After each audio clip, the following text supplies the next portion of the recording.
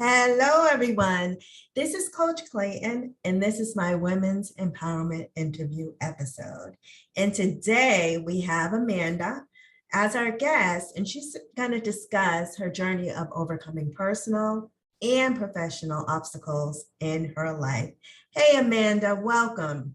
Thank you. Thanks for having me. Yeah, and like I said, thank you again for taking the time out of your day to chat with me. I really appreciate it. Of course. Yeah. Now, I'm an accountability coach, and with so much going on in this world, I wanted to create a video podcast that women or men can go to be inspired each week. So that's why I created this. Yeah. So, Amanda, your background really intrigued me. Can you tell us a little bit about, I know that one of the obstacles that you had to overcome was growing up in poverty. Mm-hmm. And can you tell us a little bit about that and how you overcame that obstacle? Sure. So I was raised in Florida to a single mom, and I was an only child. So it was just us two, kind of just trying to make it through the world, really, because she was a single mom. She had to work multiple jobs in order to support me and herself and make sure that we had all the basic necessities. And I remember living in a lot of different types of places, a lot of apartments, a couple of trailers. That was the time when they just sent you outside to play, and they'll call you back in when dinner's ready. And so I tried to make friends in whatever community I was living in at the time. And I was also considered a latchkey kid. So I would take the bus home and sit at home for hours and hours before my mom came home from her second job and made dinner and all of that. So, a lot of the things that they don't, let you do now anymore, food stamps, you name it. So it was definitely a tough upbringing, but as a child, you don't know any better. Like, you just assume like that's the environment that other, kids and stuff are going through. And so I didn't really understand it until I got a little bit older and realized like a lot of my friends and people I had met had a very different, childhood. And I was like, oh, okay, well, makes sense why I'm a little bit more like resilient and kind of can overcome obstacles, the way that I can, having that kind of background. Mm-hmm. Absolutely. Absolutely. Now, you said that you realized as you grew older that you were more resilient, but did you notice the financial piece of it as well? Like, what were some of the things that as you got older you noticed was like completely different? Well, I remember again, as a child, all I remember was like going to the grocery store, my mom having these coupon books to buy stuff. Everything we bought was off-brand, generic cereal, generic this and that, and everything was packaged. Hamburger Helper was a big meal in our house, Kraft mac and cheese, all of that. So again, I just assumed that was what everybody ate. And then when I got older and I ended up living with my grandparents, they were cooking homemade meals from scratch. There wasn't a box to be seen. And I was like, wait a minute, like, were we doing it wrong this whole time? And then I was like, oh no, this is just like different. And this is what a little bit more money gets you is, variety in your meals and not just buying a bunch of boxes of things and whatever. And, also just kind of growing up pinching pennies myself. I mean, I'm sure there was a subconscious scarcity lack mindset set from my childhood that, translated into me constantly shopping deals, never wanting to buy full price for anything, coupon cutting, you name it, all of that. So it took me a long time to kind of put the puzzle pieces together on that. Wow. Now, you mentioned something very interesting, the scarcity mindset, which is usually from generation to generation. What are some of the steps that you did to break that cycle?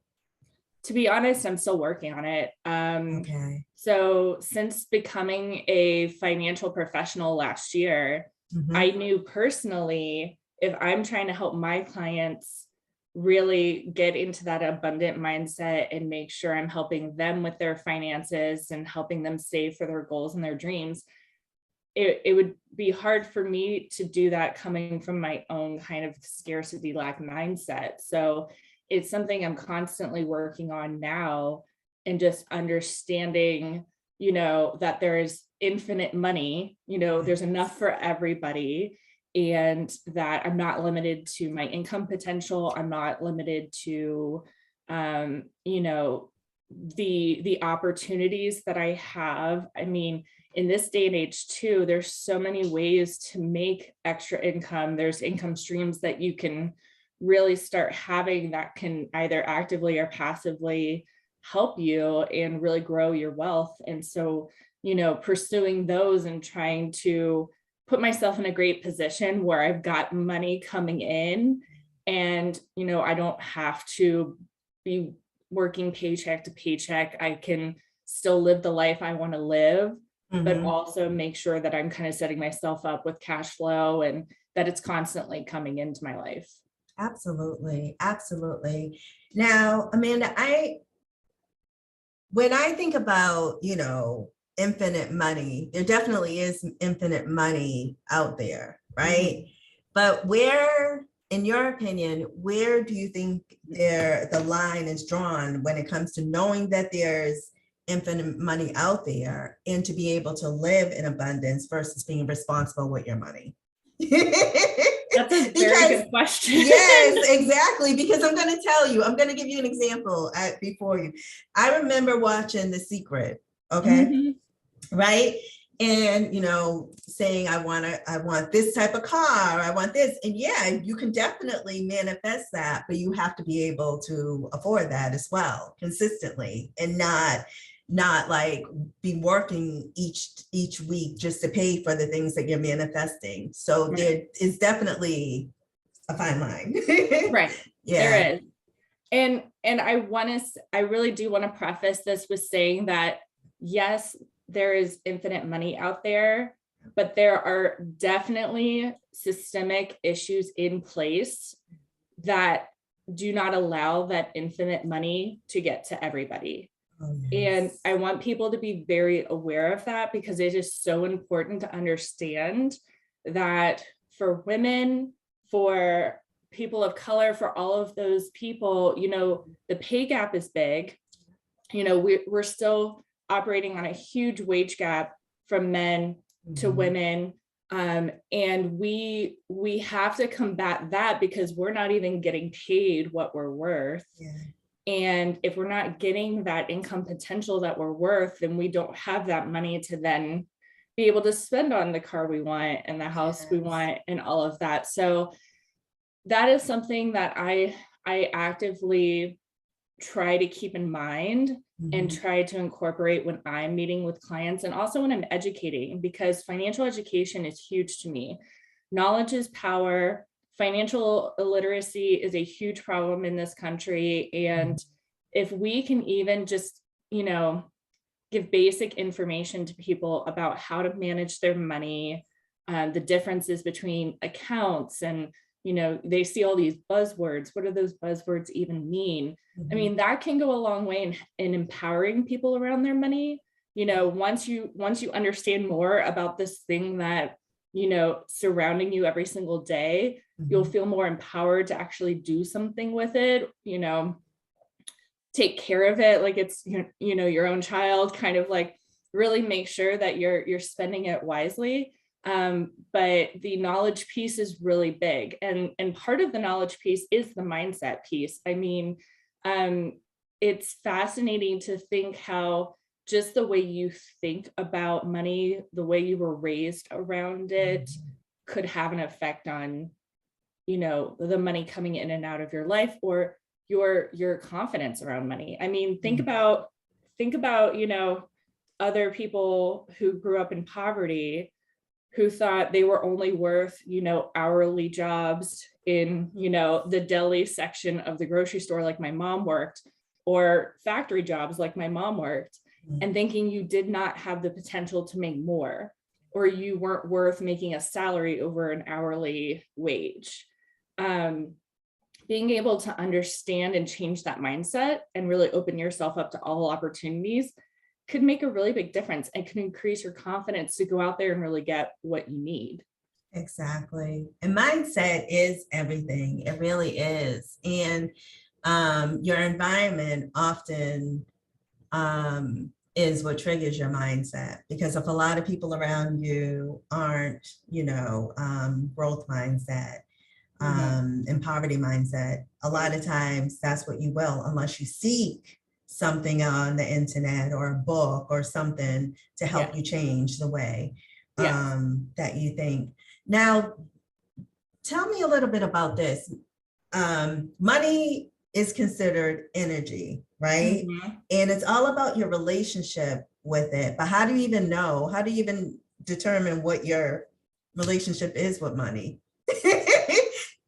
Yeah, I mean, so an exercise that I've done before, one of my friends had a wealth bowl class, which is like creating a money bowl with like crystals and all this other stuff. And it's just to create kind of like an energy field to put in your house to bring in more abundance. It's for us more spiritual, like people. But one of the things that we did before we did that was we sat down and just put a blank sheet of paper in front of you. And when you heard the word money, what were the first things that came to your mind?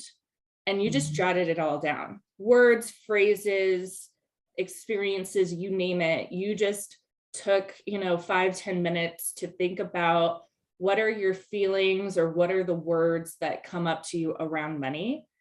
And that, says a lot once you actually look at the list. Were they mostly positive words or phrases? Were they negative? Were they, there's not enough, I'm not making enough, the scarcity part?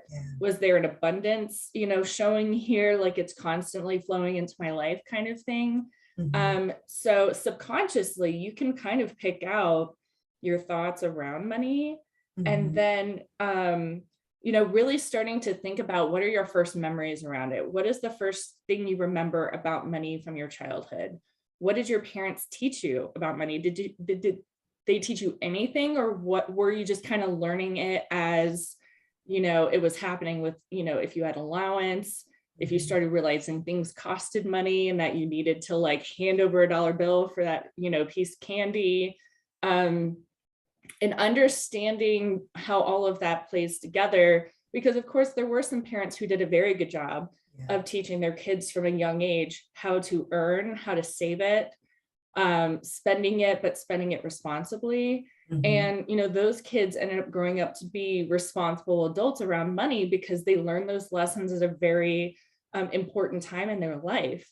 But if you didn't get that education, which most of us didn't, we had to learn from experience, from trial and error, mistakes. I had a horrible financial mistake where I co-signed on a car loan with an ex, and he defaulted 2 years later, and my credit score dropped 125 points, and it took me years to get it back up, like stuff like that. Like, unfortunately, sometimes you just have to make mistakes to learn the lesson. But then when you do, you never make that mistake again. And so again, like that whole education piece is just so important, and it's not too late. I mean, people think that they may be disadvantaged because they don't have that financial education, but the time to get that is right now. The sooner you start learning about it and learning that it is a good thing, that it is energy, it is power, it is whatever you want it to be, the better it will be in your life. Yeah, absolutely. Especially with this inflation. Oh my goodness, yes. It's important. I would say let's start now, because you just don't know. You just don't know. Now tell me a little bit about your independent financial professional. So you have a practice, correct? Tell me about your business. Sure. So like a lot of people in 2020, I kind of had an aha moment and said my career in clinical research was not serving me the way I wanted it to. I didn't think that it was my life's purpose, and I needed to pursue something else. And ever since I got divorced about 7 years ago, I've been really passionate about learning about finances just for myself personally, because once you're thrown back into being a single woman on your own, you have to learn very quickly, you know, how to manage money on your own and what you need to do to set your personal self up for retirement and for the future. And so I realized that like a lot of people in my life did not have anyone to guide them with their money. And I also knew there was a lot of taboo around financial planners, that you had to have a high net worth, they were expensive, they weren't accessible, all of these things. I mean, my images of financial planners were like, they take you into this high rise in this very shiny, sterile, you know, conference room, and then they talk about money with you, and then they tell you to invest all your money in this thing. And once I started doing some research and learning about it, it's definitely not the case anymore. And depending on the broker dealer or firm that, you know, you're affiliated with, it can become very accessible to people. And so I joined up with a broker dealer that I really liked, and I loved how they were kind of setting up their office and their independent professionals. There were a lot of women in the office. There was a lot of diversity in the office, which was so important to me. And the best part was they were saying there's no minimums. You don't have to have a set amount of money to work with us. Our financial planning sessions are completely free. So you don't have to pay a fee to sit down and have these conversations and come up with recommendations for your future. And when I was learning all this, I was like, well, this plays into exactly what I want, which is to make financial planning accessible to everyone. I don't care if your net worth is $0 or $200,000. I want to work with you because I want people to be able to, again, look at their money positively and be able to really take control and be empowered around their money. And it's really hard to do that when you don't kind of have a guide or a coach, you know, there to help you, to educate you on the different parts of your money and where to put them, and, you know, how to deal with things like inflation and recession and all of that. So it became a really big passion for me. And I realized like, this is definitely what I want to do. And so I've been doing this for probably 7 months now. I'm getting all my necessary licenses to be fully licensed. And it's been an amazing journey and quite the change from from a clinical research office job, you know, behind computers. Okay, nice. So what do you think that sets you apart from the other financial professionals? So in addition to, you know, the free financial planning and the no minimums, I'm not a captive financial advisor. So some firms are captive, meaning that they can only provide services that they own. And non-captive means that you have options of many different types of companies and solutions and products available to you. So when you're non-captive, that really allows you as an advisor to be able to find solutions best fit for your clients and to be able to tailor their plan for them. And so that was really important to me when I was looking for who do I affiliate with and, you know, what kind of options I have available. The other piece that I think really sets me apart is I actually run like a financial education brand, Financially Successful and Savvy. And that is just a social media where I'm posting, you know, money topics, tips, blog posts, you name it. And it's really just to increase financial literacy. I mean, I consider this part of my job, but kind of a separate entity from sitting down with people and, you know, planning with them and working through their strategies. But it's a very big passion of mine because I do want people out there to be learning all of these great things and to feel a little bit better about sitting down with their money, looking at it and saying, okay, what do I do with it now? Okay. Okay, nice. Very nice. Now, who would you say is your niche? Like, who are the people that you would say you definitely should contact me if, and get, what are the scenarios? Sure. So right now, you know, as a new professional, I certainly am open to helping anyone who needs help with their money, or who needs someone to look at their money and tell them if they're on the right track or not. I tend to really attract women and women entrepreneurs, especially. Women like having women advisors, and there's only about, I believe, 31% or 35% of women advisors in the US, which is still, not comparative to how many women are in the US. So we certainly want to be here as a resource, and we think it's helpful, if women are starting a business, or recently divorced, or if they're just, on their own trying to figure their money out. I definitely tell them to contact me and meet with me, just because there are some things that they may not think about or consider when they're looking at their finances that could, play a big part in their future and how to reach those goals. I also have a lot of really great referral partners in my kind of like community that I love to refer to if people want to buy a house, if they're looking to just save money on like home and car insurance. Building an estate plan is really important, particularly if you have dependents and other things that you want to leave behind. And so having that comprehensive conversation with someone to include kind of all of the pieces is super important. Okay, very good. Now there is, I don't know if it's a myth or if it could be, I wouldn't say it's a myth, but there's this notion, right? That when it comes to financial professionals, you really have to be careful of them because they're commission driven. What do you have to say about that? So as someone who does make commission off of, a lot of the things that I provide, it really just depends. I mean, there are some financial advisors that are literally commission driven, like they are trying to sell you something to make money off of it, and they're like pushing it and they're whatever else. I'm not like that. I know a lot of other advisors out there are not like that. So it's just, how do we set ourselves apart from that? How do we gain the trust and the respect of our clients to make them know that we're not after their money, like we're actually here to help them.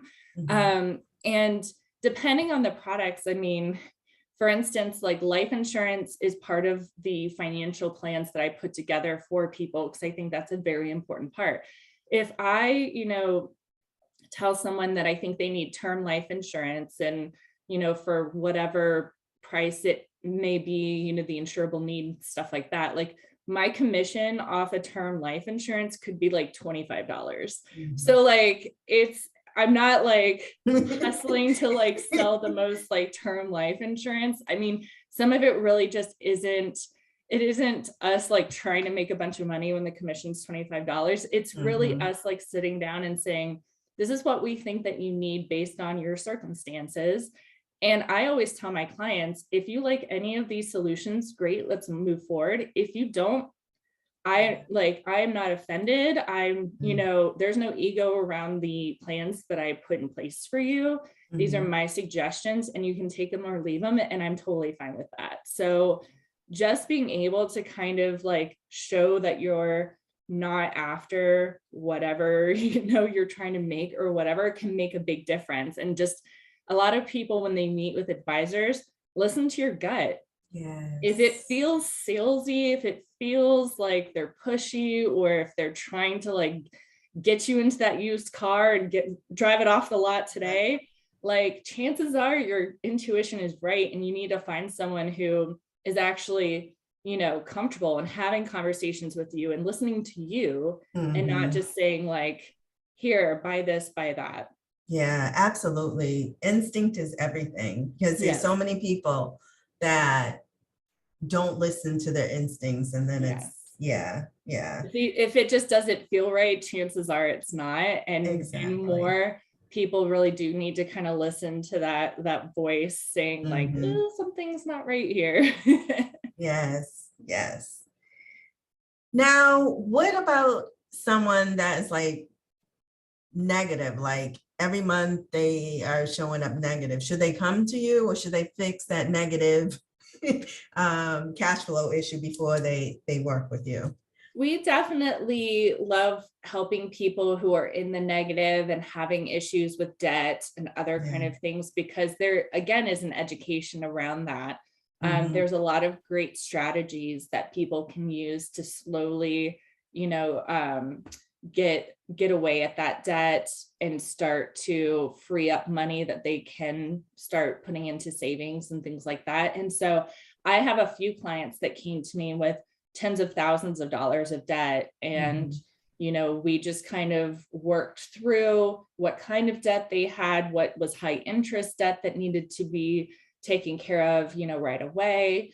Mhm. And just figuring out what kind of debt payoff strategy was the best fit for them, so that they felt like they were actually accomplishing a little bit, like they were seeing that number come down, and it wasn't just a constant like adding more to it and whatever the case. So just kind of that education piece around debt and helping them get out of that is really important. And so we definitely love seeing those kind of clients. Okay, that's nice to know. That is nice to know, Amanda.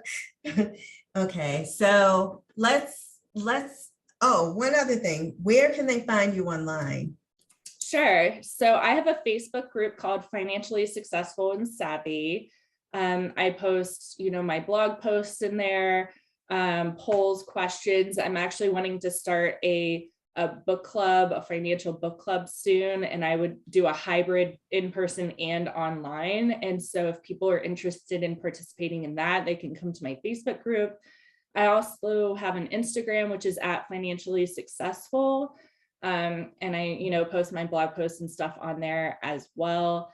And then I have a TikTok. As an elder millennial, I'm trying to figure out TikTok. And so I'm like sparingly using it for like educational videos and stuff, but it is there. And I believe it's at Financially Successful as well. So yeah, those are all my social handles.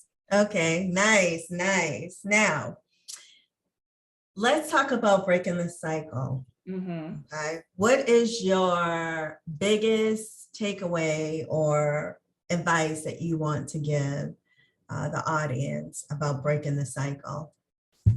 So I love to give this advice out because I think it really is a game changer, and it's take yourself on a money date. And a money date is you set a time on the schedule every month for an hour, maybe 2 hours, depending on how extensive your finances are. You put on some music, you pour yourself a glass of wine or whatever your beverage of choice is, and then you sit down and you scrutinize your money. You go through everything. You look at bank statements, credit card statements, you look at your retirement investments, everything. You scour it just to understand where you're spending money, how are your investments doing, are there any charges on your credit card that look suspicious? You're really looking at everything to make sure that your money is exactly what you thought it was and where it is. And by doing that monthly, you're taking away the fear of looking at your bank account, because some people don't want to look. They're like, my credit card, I've been swiping it. I'm afraid, I don't want to look at it. And it takes that fear away because now it's on the schedule. Now you're doing it every month. And the more you do it, the more empowered you are around your money. And once you really start to look at it and start to understand what it's doing and where your money is going, you'd be amazed at how many people say, I don't need to spend money on that anymore. Like that would free up X amount to put into my emergency savings or to put into my Roth IRA or whatever. And so it's such a nice way to like make your looking at your money a positive thing by having that music and that wine and treating it like a date. So that's what I recommend. Oh, I love it, love it, love it.